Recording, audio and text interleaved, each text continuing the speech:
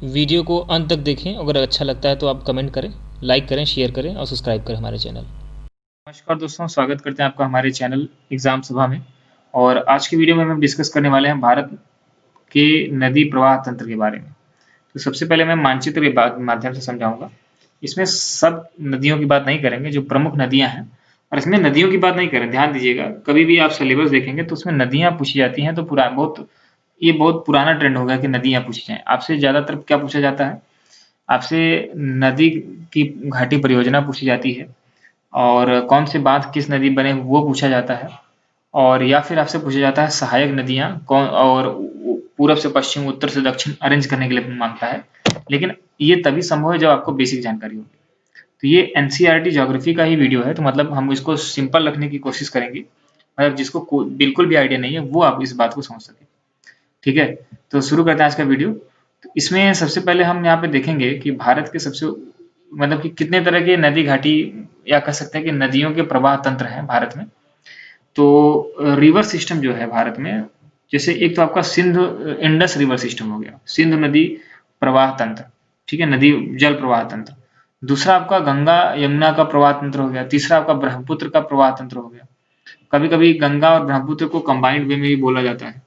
फिर बीच में नीचे आयोगे आप तो नर्मदा, ताप्ती, महानदी, गोदावरी, कृष्णा, कावेरी, कुछ इंपॉर्टेंट ऐसी नदियां हैं, तो उसको आप यहाँ पे देख सकते हो। यहाँ पे जो बेसिक पर्पज है वो ये है कि सिंधु नदी के साथ में और कौन कौन सी नदियां होती हैं। तो सिंधु नदी जो है आपका यहाँ पे जो तिब्बत है वहां से निकलता है। ठीक है, ब्रह्मपुत्र नदी और सिंधु नदी बहुत ज्यादा दूर नहीं होता है, वो आसपास से निकलते हैं। तिब्बत मानसरोवर के आसपास, मानसरोवर झील बोल सकते हो, या फिर वहाँ ग्लेशियर है, वहां से सिंधु नदी की शुरुआत होती है। मतलब ये भारत से होकर के जाती है। अभी मैं इसके बारे में फुल डिटेल बताऊंगा, लेकिन अभी आप यहाँ समझे कि इसका प्रवाह कैसे होता है। तो सिंधु नदी यहाँ से होकर के जाती है, फिर उसके बाद ये जाते हुए यहाँ पे अरब सागर में मिल जाती है। पाकिस्तान में यहाँ से जाती है और यहाँ से अरब सागर में गिर जाती है, यहाँ पे ड्रेन हो जाती है। अब सिंध के बाद आपकी जो अन्य नदियां हैं, जैसे कि झेलम, चेनाब, रावी, ब्यास और सतलज। ठीक है, तो ये नदियां हैं जो कि आपका कहीं ना कहीं जाकर के सिंधु नदी में ही मिलती है। सिंध नहीं है, ये सिंधु नदी है। ठीक है, जैसे झेलम हो गया आपका, यहाँ से निकली और इसके बाद ये जाकर के यहाँ मिल गई। रावी नदी है, वो भी आपका यहाँ पे जाकर के यहाँ पे मिल गई। इसी तरीके से अगर ब्यास नदी की बात करें तो ब्यास नदी यहाँ पे मिल जाती है। और उसके बाद सतलज नदी है, वो भी आपका यहाँ से जाकर के आपके यहाँ पे मिल जाती है। अब उसके बाद गंगा और उसकी जो सहायक नदियां हैं, कुछ इंपॉर्टेंट बहुत सी नदियां हैं, लेकिन सभी को मैं यहाँ पे नहीं कवर कर रहा हूँ। ये जो गंगा नदी है, गंगा नदी आपका यहाँ से होकर के फिर बांग्लादेश में प्रवेश करती है, फिर चली जाती है। और यहीं पे बंगाल में ही आपका एक छोटा सा जो पोर्शन है वो आपका यहाँ से होकर के जाता है, और ये जो हुगली नदी कहलाती है, यहीं पे आपका एक बंदरगाह बना हुआ है। मैंने अभी पिछले वीडियो में कवर किया था भारत के प्रमुख बंदरगाह, तो उसमें आप जाकर देखोगे तो हुगली नदी पर यहाँ पे बंदरगाह है। मैंने फिलहाल मानचित्र नहीं दिखाया, लेकिन आपको ये समझना चाहिए। फिर उसके बाद अगर बात करें तो गंगा से, या ये आपका गंगा जो है आपको उत्तराखंड से निकलती है, ये भी ध्यान रखेंगे, गंगोत्री ग्लेशियर से निकलती है। इसी तरीके से आपका यमुना जो है आपका यमुनेत्री से निकलती है, और ये आपका जाते हुए यहाँ पे यमुना नदी जो है आपको, ये यहाँ मान लीजिए प्रयागराज, और प्रयागराज में जाकर के यमुना जो है गंगा से मिल जाती है। उसके बाद यमुना का अस्तित्व यहीं समाप्त हो जाता है, और गंगा जो केवल रहती है वो आपका नदी आगे बढ़ती है। अब जैसे चंबल हो गया, चंबल नदी आपका यहाँ से होकर के जाती है। बेतवा नदी आपका यहाँ से होकर के जाती है। ये सभी यमुना की ट्रिब्यूटरी हैं, मतलब सहायक नदियां हैं। सोन नदी जो है आपका यहाँ से होकर के जाती है, अमरकंटक के पास से निकलती है, और ये आपका बिहार में जाकर के मिलती है न। अब देखो कुछ नदियां, अब जैसे महानदी की मैं बात करूँ तो महानदी कौन कौन से प्रदेश से होकर जाती है, अभी इसकी चर्चा करेंगे। महानदी आपका जनरली बात करें छत्तीसगढ़ से निकलती है, और उड़ीसा हो गया, झारखंड हो गया, इन प्रदेशों से होकर के जाती है। महानदी पे आपका फेमस इसलिए भी है, देखो यहाँ पे मैंने नंबर 5 लिखा है ना, नंबर 5 कुछ और नहीं बल्कि नदी घाटी परियोजनाएं हैं। आपको सबसे अधिक पढ़ना चाहिए नदी घाटी परियोजनाएं, बहुत इंपॉर्टेंट है, मोस्ट इंपॉर्टेंट। ठीक है, अब मतलब कुल मिला के कंबाइंड करके ही सवाल पूछे जाते हैं आजकल। अब जैसे नर्मदा और ताप्ती को आप देख रहे होगे कि फ्लो जो है यहाँ से जाकर के ये अरब सागर में मिलते हैं। बहुत कम ही ऐसा देखने को मिलता है कि नदियां जो है भारत में वो आपका अरब सागर में मिलती हो। तो ये ऐसा नहीं है कि केवल 2 नदियां हैं, और भी नदियां हैं। राजस्थान में आपका लूनी नदी हो गई, बहुत सारी नदियां। लेकिन जो इंपॉर्टेंट नदियां हैं, जैसे कि साबरमती हो गया, तो साबरमती भी आपका ईस्टवर्ड ही फ्लो करती है। तो नर्मदा ताप्ती के इधर फ्लो करने की वजह क्या है? तो इसमें रिफ्ट वैली पाई जाती है। तो रिफ्ट वैली का मतलब होता है, जैसा मैंने अभी पिछले वीडियो में कवर किया था, इसीलिए मैं कह रहा हूँ आपसे बार बार, एनसीईआरटी ज्योग्राफी का एक भी वीडियो मत छोड़िएगा, नहीं तो कोई भी चीज आप इंटरलिंक नहीं कर पाओगे। मैं एक ही वीडियो में सब कुछ नहीं बता सकता। सो नर्मदा नदी जो है आपका रिफ्ट वैली की वजह से, वलित पर्वत की वजह से, वलित घाटी की वजह से आपका यहाँ से सीधा जाती है और यहाँ पे कौन कौन से प्रदेश को कवर करती है वो भी अभी हम चर्चा करते हैं। ताप्ती नदी भी का भी ठीक यही हाल है आपका। इधर मान सकते हैं इसको पश्चिम दिशा बोल लीजिए, तो इसको मतलब इसको पूरब बोल लीजिए, इसको पश्चिम। तो इस तरीके से आपका पूर्व पूरब से पश्चिम फ्लो करती है। बहुत बहुत ज्यादा कम देखने को मिलता है, क्योंकि जो स्लोप है हमारे इंडिया का, स्लोप इधर से इधर की तरफ है। इसीलिए देखो आप, गंगा हो गई, यमुना हो गया, चंबल, सोन, ठीक है, बेतवा, महानदी हो गई। अब कुछ अन्य नदियों की बात करते हैं, जैसे कि ये आपकी हो गई महानदी की बात मैंने कर ली थी, गोदावरी की बात करते हैं।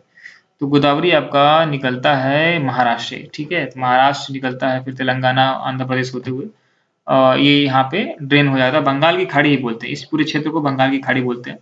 इसी तरीके से कृष्णा जो है नदी, वो आपका कुछ देर, उसकी जो सहायक नदी है तुंगभद्रा है, और ये कृष्णा नदी जो है आपका दक्षिण की गंगा बोलते हैं। कुछ लोग तो कावेरी को दक्षिण की गंगा बोला जाता है, और कुछ लोग गोदावरी को भी दक्षिण की गंगा बोलते हैं। कभी कभी कंफ्यूजन होता है, लेकिन अगर आपको किसी को पता है कि मतलब कि क्या दोनों को बोलते हैं या एक को बोलते हैं, तो कमेंट सेक्शन में आप बता सकते हो, तो कुछ लोगों को क्लियर हो जाएगा। अब इसी तरीके से पेरियार नदी है, जो कि आपका केरला में बहती है, और कावेरी नदी है, कावेरी की बहुत सी सहायक नदियां भी, उसकी हम चर्चा करेंगे। यहाँ पे मैंने कुछ परियोजनाओं के नाम लिखा है, जो कि आपके डैम है, और उससे आपका बिजली भी पैदा होती है। तो मतलब इसमें बहुत से मतलब मल्टीपर्पज काम हो जाता है। जैसे नागार्जुन सागर नंबर 1 पे रखा है। नागार्जुन सागर जो है आपका कृष्णा नदी पे बना हुआ है। सरदार सरोवर डैम जो है आपका यहाँ पे सेकंड, यहाँ पे 2 मैंने डाला है, तो ये नर्मदा नदी पर बना हुआ है। और गांधी सागर जो है आपका कुछ यहाँ पर है, 3rd नंबर पे है। भांखड़ा नांगल यहाँ पे 4th नंबर पे है, यहाँ पे है। भांखड़ा नांगल जो बना हुआ है, तो उसमें कई जगहों से वहां से मतलब नहर सिंचाई के लिए भी काम आता है, जैसे कि राजस्थान में जाता है, क्योंकि राजस्थान का जो पश्चिमी क्षेत्र है वो सिंचित कम होता है, वहां पे मतलब सूखा पड़ता है, तो उसके लिए भी मतलब इंदिरा गांधी नहर बनाई जा रही थी, तो उस जा रही थी मतलब बनाई जा रही है, ठीक है, लगभग पहुंच चुका है। सतलज नदी पर आपका बहुत से डैम बने हुए हैं, और इसमें भांखड़ा नांगल जो है आपका प्रमुख है, उसका विशेष महत्व है। और हीराकुंड हो गया, तो ये आपका महानदी पर बनी हुई है। हीराकुंड कहाँ बना हुआ है? उड़ीसा में बना हुआ है। रिहंद जो नदी जो परियोजना है, तो रिहंद परियोजना किस नंबर पे था? ये 6 नंबर पे है। तो रिहंद आपका उत्तर प्रदेश में देखने को मिलता है, ये 6 नंबर पे, यहाँ पे उत्तर प्रदेश और एमपी का बोल सकते हैं, उसके बॉर्डर पे ही है। नेक्स्ट आपका है टेहरी। टेहरी जो परियोजना आपको उत्तराखंड में देखने को मिलता है, ये आपका टेहरी जो है 7th नंबर पे यहाँ पे, ठीक है, यहाँ पे इस जगह पे। तो इस तरीके से मतलब मैंने केवल कुछ के नाम गिना है। मेरा मकसद केवल ये था कि आप ये जानिए कि यहाँ पे इस तरीके से पढ़ाई की जाती है। अगर कंबाइंड में पढ़ाई करोगे तो ही मजा आएगा, नहीं तो केवल पता चला कि एक वीडियो में आप केवल कवर कर रहे हो नदी, दूसरे वीडियो में आप यहाँ पे नदी घाटी की जो परियोजनाएं हैं, चाहे वो नहर के लिए परियोजना हो, चाहे वो आपका बिजली के लिए परियोजना हो, मतलब कैसे पढ़ना है आपको, ये बेसिक आइडिया एनसीईआरटी पढ़ते हुए आपको लग जाना चाहिए। अब प्रवाह तंत्र की बात करते हैं, तो प्रवाह तंत्र लगभग 3 तरीके के नदियों की बात करेंगे, 3 तरह के क्षेत्र की नदियों की बात करेंगे।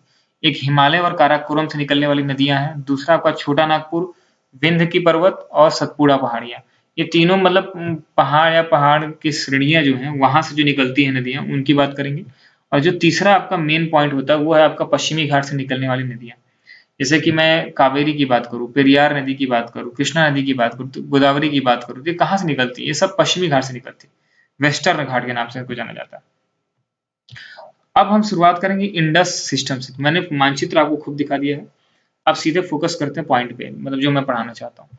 तो जो इंडस सिस्टम है, मतलब कि सिंधु घाटी की जो सभ्यता, सिंधु घाटी सभ्यता नहीं है, सिंध जो नदी है उसका जो सिस्टम है, प्रवाह तंत्र है, उसमें पूरी नदी आ जाती है। JCRBS, झेलम, चिनाव, रावी, ब्यास और सतलज, सारी नदियां आ जाती हैं। तो इसमें और भी नदियां हैं, लेकिन अब जो इंपॉर्टेंट है उनकी चर्चा कर रहा हूँ। तो ये कैलाश मानसरोवर से निकलती है सिंधु नदी, इसको हिंदी में सिंधु नदी बोलते हैं, इंग्लिश में इंडस वैली, इंडस सिस्टम बोलते हैं, इंडस रिवर सिस्टम बोलते हैं। और ये आपका 2897 किलोमीटर, मतलब कि गंगा नदी से भी बड़ी नदी है, लेकिन लेकिन भारत के लिए केवल 700 किलोमीटर तक लंबी है।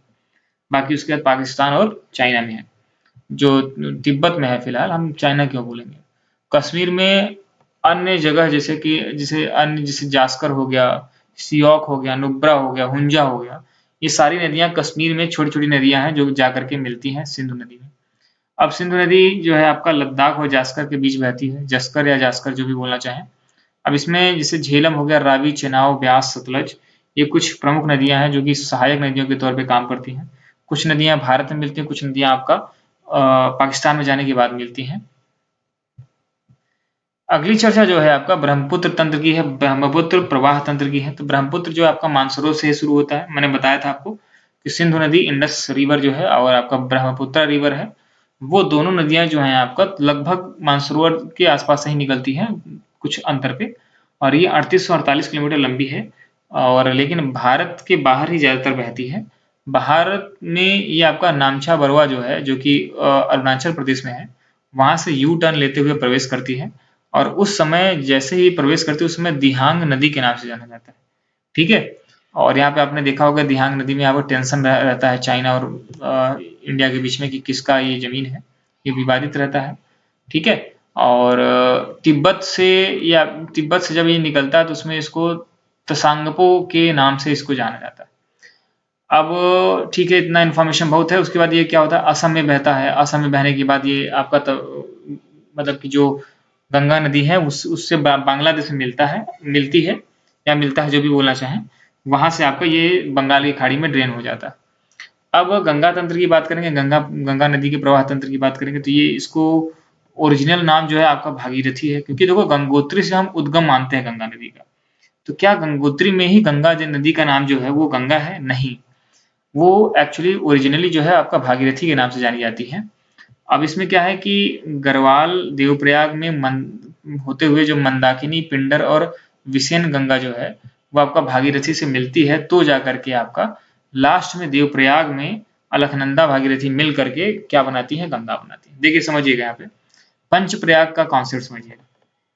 बहुत बार कंफ्यूजन होता है, आपसे कभी क्वेश्चन पूछ ले, भगवान अगर ऐसा हो तो आप यहाँ इसके लिए तैयार रहें, ज्यादा अच्छा यही होगा। मतलब अगर आप युद्ध में जा रहे हो, तो परीक्षा भी एक युद्ध है, तो अगर आप युद्ध में जा रहे हो तो आप ये ना बोले ना यार कि मैंने ये चीज तो पढ़ी नहीं, ये कहाँ से दे दिया। ठीक है, तो सारी बातें पढ़ के जाए। विष्णु प्रयाग मतलब पंच प्रयाग में से 5 अलग अलग क्षेत्र हैं, अलग अलग स्थान है जहाँ पे 2 नदियां आपस में मिलती हैं और लास्ट में गंगा नदी बनती है। यहाँ पे देख सकते हैं कि यहाँ गंगा नदी बनी हुई है। तो उसी के कॉन्सेप्ट में समझाता हूँ। विष्णु प्रयाग से आपका अलकनंदा और धौली गंगा मिलती है।